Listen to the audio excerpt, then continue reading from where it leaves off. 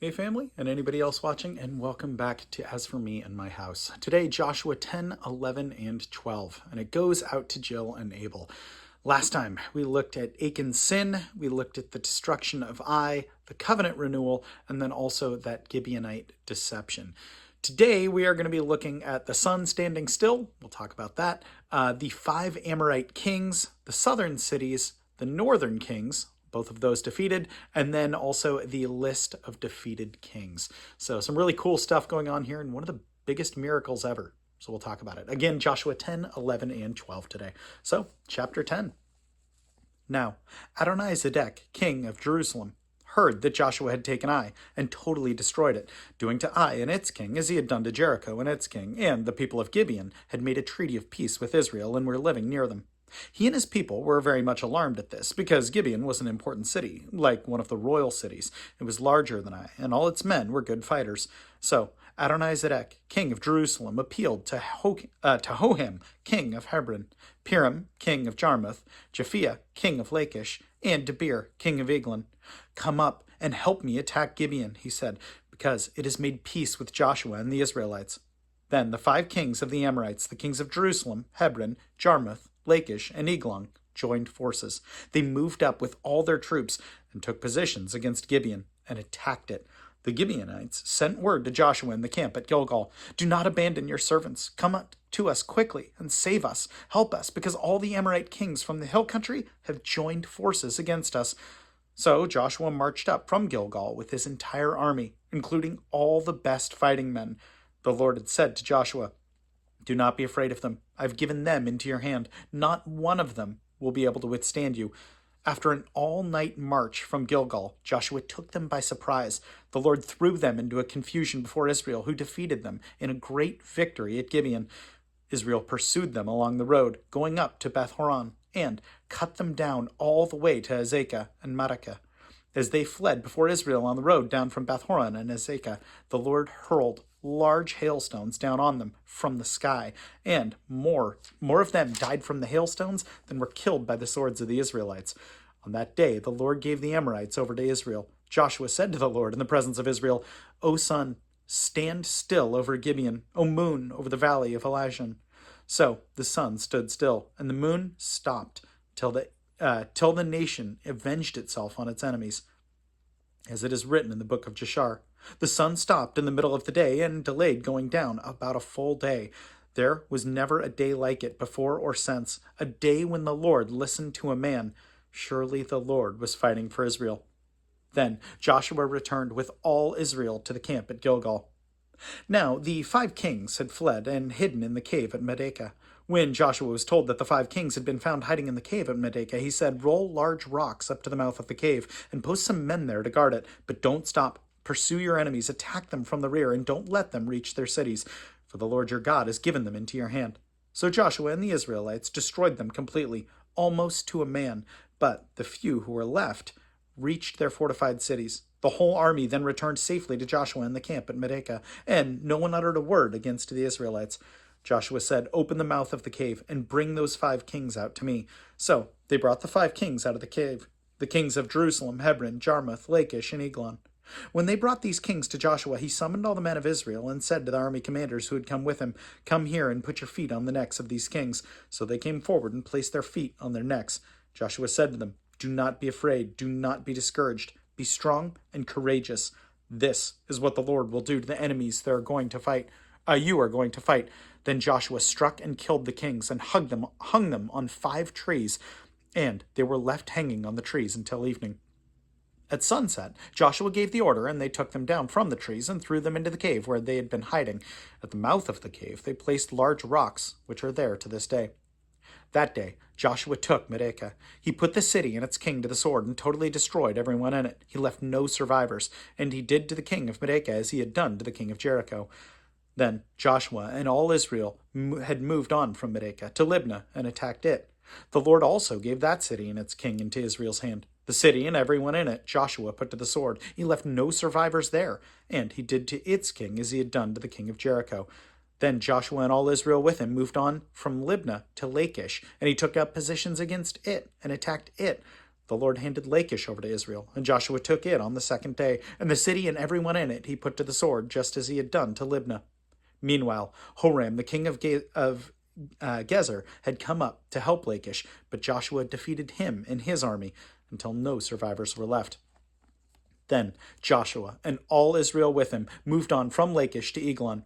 They took up positions against it and attacked it. They captured it that same day and put it to the sword, and totally destroyed everyone in it, just as they had done to Lachish. Then Joshua and all Israel with him went up from Eglon to Hebron and attacked it. They took the city and put it to the sword, together with its king, its villages, and everyone in it. They left no survivors. Just as at Eglon, they totally destroyed it, and everyone in it. Then Joshua and all Israel with him turned around and attacked Debir. They took the city, its king and its villages, and put them to the sword. Everyone in it they totally destroyed. They left no survivors. They did to Debir and its king as they had done to Libnah and its king to Hebron. So Joshua subdued the whole region, including the hill country, the Negev, the western foothills, and the mountain slopes, together with all their kings. He left no survivors. He totally destroyed all who breathed, just as the Lord, the God of Israel, had commanded. Joshua subdued them from Kadesh Barnea to Gaza, and from the whole region of Goshen to Gibeon. All these kings and their lands Joshua conquered in one campaign, because the Lord, the God of Israel, fought for Israel. Then Joshua returned with all Israel to the camp at Gilgal. Chapter 11. When Jabin, king of Hazor, heard this, he sent word to Jobab, king of Madon, to the kings of Shimron and Ashkaf, and to the northern kings, who were in the mountains, in the Arabah, south of the Kinnereth, and the western foothills, and in Naphoth Dor to the west, to the Canaanites in the east and west, to the Amorites, Hittites, Perizzites, and Jebusites in the hill country, and to the Hivitites below Hermon in the region of Mizpah. They came out with all their troops and a large number of horses and chariots, a huge army, as numerous as the sand on the seashore. All these kings joined forces and made camp together at the waters of Merom to fight against Israel. The Lord said to Joshua, "Do not be afraid of them, because by this time tomorrow I will hand all of them over to Israel, slain. You are to hamstring their horses and burn their chariots." So Joshua and his whole army came against them suddenly at the waters of Merom and attacked them, and the Lord gave them into the hand of Israel. They defeated them and pursued them all the way from Greater Sidon to Mishraoth,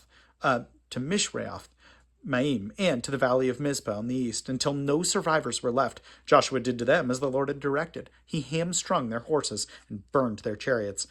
At that time Joshua turned back and captured Hazor and put its king to the sword. Hazor had been the head of all these kingdoms. Everyone in it they put to the sword. They totally destroyed them, not sparing anything that breathed, and he burned up Hazor itself. Joshua took all these royal cities and their kings and put them to the sword. He totally destroyed them as Moses, the servant of the Lord, had commanded. Yet Israel did not burn any of the cities built on their mounds except Hazor, which Joshua burned. The Israelites carried off for themselves all the plunder and livestock of these cities, but all the people they put to the sword until they completely destroyed them, not sparing anyone that breathed. And as the Lord had commanded his servant Moses, so Moses commanded Joshua, and Joshua did it. He left nothing undone of all that the Lord commanded Moses. So Joshua took this entire land, the hill country, all the Negev, the whole region of Goshen, the western foothills, the Arabah, and the mountains of Israel with their foothills, from Mount Halak, which rises toward Seir, to Baal Gad, in the valley of Lebanon below Mount Hermon. He captured all their kings and struck them down, putting them to death. Joshua waged war against all these kings for a long time. Except for the Hivitites living in Gibeon, not one city made a treaty of peace with the Israelites, who took them all in battle. For it was the Lord himself who hardened their hearts to wage war against Israel, so that he might destroy them totally, exterminating them without mercy, as the Lord had commanded Moses. At that time Joshua went and destroyed the Anakites from the hill country, from Hebron, Debir, and Anab, from all the hill country of Judah, and from all the hill country of Israel. Joshua totally destroyed them in their towns. No Anakites were left in Israelite territory. Only in Gaza, Gath, and Ashdod did any survive. So Joshua took the entire land just as the Lord had directed Moses, and he gave it as an inheritance to Israel according to their tribal divisions. Then the land had rest from war. Chapter 12. These are the kings of the land whom the Israelites had defeated, and whose territory they took over east of the Jordan from the Arnon Gorge to Mount Hermon, including all the eastern side of the Arabah. Sihon, king of the Amorites, who reigned in Heshbon. He ruled from Aroer on the rim of the Arnon Gorge, from the middle of the gorge to the Jabbok River, which is the border of the Ammonites. This included half of Gilead. He also ruled over the eastern Arabah, from the Sea of Kinnereth to the Sea of the Arabah, the Salt Sea, to Beth Jeshemoth, and then southward, below the slopes of Pisgah, and the territory of Og, king of Bashan, one of the last of the Rephaites who reigned in Ashtaroth and Edrei. He ruled over Mount Hermon, Salekah, all of Bashan, to the border of the people of Gesher and Makkah, and half of Gilead, to the border of Sihon, king of Heshbon. Moses, the servant of the Lord, and the Israelites conquered them. And Moses, the servant of the Lord, gave their land to the Reubenites, the Gadites, and the half-tribe of Manasseh to their possession. These are the kings of the land that Joshua and the Israelites conquered on the west side of the Jordan, from Baal-Gad in the valley of Lebanon to Mount Halak, which rises towards Seir. Their lands Joshua gave as an inheritance to the tribes of Israel according to their tribal divisions: the hill country, the western foothills, the Arabah, the mountain slopes, the deserts, and the Negev, the land of the Hittites, Amorites, Canaanites, Perizzites, Hivitites, and Jebusites. The king of Jericho, 1. The king of Ai, near Bethel, 1. The king of Jerusalem, 1. The king of Hebron, 1. The king of Jarmuth, 1. The king of Lachish, 1. The king of Eglon, 1. The king of Gezer, 1. The king of Debir, 1. The king of Geder, 1. The king of Hormah, 1. The king of Arad, 1. The king of Libnah, 1. The king of Adullam, 1. The king of Medekah, 1. The king of Bethel, 1. The king of Taphath, 1. The king of Hepher, 1. The king of Aphek, 1. The king of Lasharon, 1. The king of Madon, 1. The king of Hazor, 1. The king of Shimron Meron, 1. The king of Ashkef, 1. The king of Tanakh, 1. The king of Medigo, 1. The king of Kadesh, 1. The king of Jokneam in Carmel, 1. The king of Dor in Naphoth Dor, 1. The king of Goyim in Gilgal, 1. The king of Tirzah, 1. 31 kings in all. I think it's cool that we get a list of all the people that God has judged through the Israelites. And I think it's interesting and it's cool that we see this, even though the Israelites, they've conquered all these peoples, but they may not have fully realized. I think they realized a great deal what God had done for them. Absolutely. I think they realized that through them, God had purified the land. God has had enough. He's judged all of these kings and all of these people that are under these kings for all their evil and wicked practices. But the reason that I say I don't know that they understood what God has done for them is in chapter 10. And I breezed over this in the summary on purpose, because I think this is one of the biggest miracles, other than the birth of Jesus, to ever happen on this planet. So Joshua asks God, that is chapter 10, verse 12. On the day the Lord gave the Amorites over to Israel, Joshua said to the Lord in the presence of Israel, O sun, stand over Gibeon, O moon, over the valley of Elijah. So the sun stood still, and the moon stopped, till the nation avenged itself on its enemies. I think the Israelites would have been amazed at that. No one had ever seen anything like that. And I think that's good that they are amazed at that. But we know that what God has done in this moment is far beyond their understanding. And I mean, admittedly, it's far beyond our understanding, but we at least understand about planets. If the sun were to stop, really what that means is if we're rotating around it, we stop. And that means that the entire planet has gone into complete misalignment. If we're spinning as fast as we are, and I don't remember how fast we're spinning, gravity is messed up, water's messed up, everything is all over the place. Every single thing falls apart. And our solar system falls apart. And I think that's incredibly important, because we realize that without God, He is the only thing keeping it. So when we look at this, when people are, when people think about the flood or some of these other, these are really big events, it's like God stopped time and stopped movement everywhere for us, for this moment, for His people. So even though God's people, God's children, didn't fully understand what God had done for them, He continued to love them and continued to serve them and for their well-being. And this is where I think it's cool, Jill, because it just reminds me of all that you did for Corinne in raising her when maybe she didn't understand, right? When you fed her meals and she didn't realize that you have to go to work to get food, to go to the store, to prepare that food and then serve it to her. There's so much that when Corinne was a little girl, she didn't understand that you had to do to bring food to her plate. And I mean, that goes back so far, right? You had to be educated to a degree to get that job, to do that job, to get paid for that job. There's that whole lineage of things. All that she knew is that she was thankful for the food. And you were thankful to provide it to her. And I think that's what God does for us to just an enormous degree. We have no idea what God is doing in the lives of others and in our own life to bring glory to him and for our benefit as well. My prayer is that I provide that for my daughters, that I can provide for them to the degree that, yeah, maybe they don't understand it all the way, but I know that I have honored God in my stewardship of them, just as you have honored God in your stewardship of Corinne. It's a beautiful thing and worth praying about. So let's do it. My God, I thank you for Jill and Abel and for the fact that they are providers, Lord, and they provided and they continue to provide.